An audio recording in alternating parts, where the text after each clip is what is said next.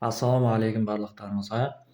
Жалпы ислам дінімізде музыка харам деп жатады, иә. Ал мына кісілер маған жазып жатыр, бір кісілер айтып жатыр, мына видеоға музыка қосып, мысалға мен сағаттар сатып жатырмын ғой, соған бір музыка қосып, күшті эффект беріп, сөйтіп видеоңды салсай деп жатыр да.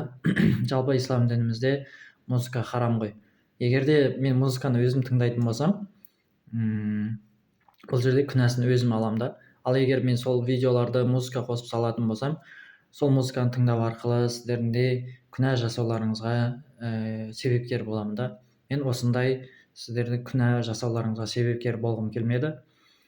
Жалпы қазіргі уақытта көп товар сататын кісілер, услуга сататын кісілер просто фото қойса да, даже қазір уағыздардың өзіне де харам етілген музыкалар қосылатын болып кеткен.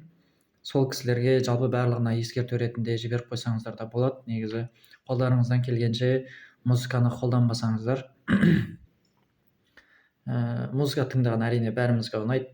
Кейбір кезде өзімізге де музыка тыңдаған ұнайды, мысалға, или машинеде қосып қойған ұнайды. Бірақ ислам дінімізде харам етілгеннен кейін қолымыздан келгенше тыйылуға тура келеді. Сол себепті де сіздерге айту парыз, айта өтейін деп едім. Сау болыңыздар.